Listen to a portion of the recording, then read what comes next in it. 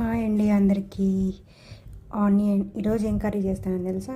ఆలు కోడిగుడ్డు కూర చేస్తాను.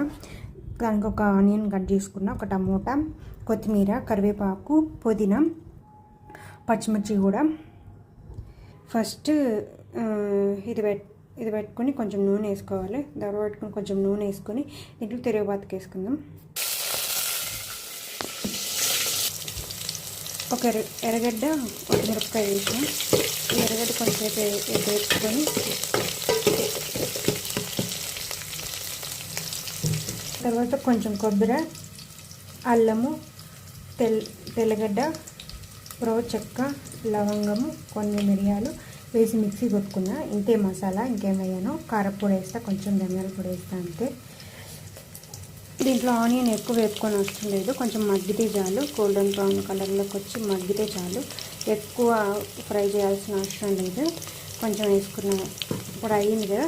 ఇప్పుడు కొంచెం టమోటాలు వేసేసుకున్నాం.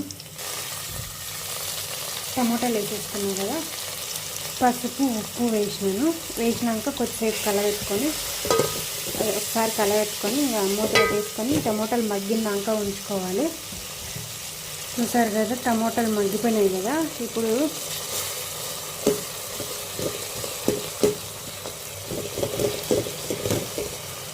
పుదీనా, కొత్తిమీర కూడా వేసేసుకొని మగ్గిచ్చేసుకున్నాం. కొంచెం కొత్తిమీర, కొంచెం పుదీనా కడిగి పెట్టుకున్నాము.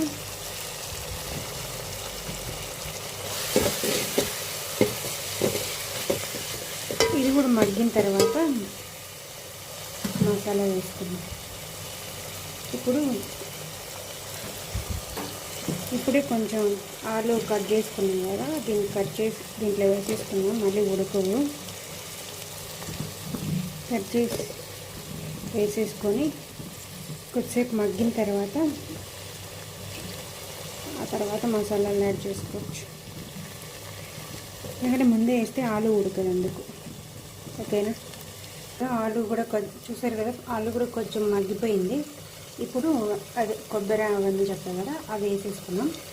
చూసారా, అల్లం, తెల్లగడ్డ, కొబ్బరి వేసిన మసాలా కొంచెం వేసిన తర్వాత ఇది కూడా ఆయిల్లో ఫ్రై చేసుకోవాలి. 1/2 టేబుల్ స్పూన్ కారం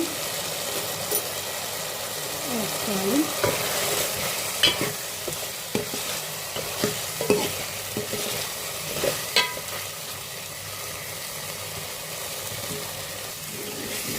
హాఫ్ స్పూన్ ధనియాల పొడి వేసాం.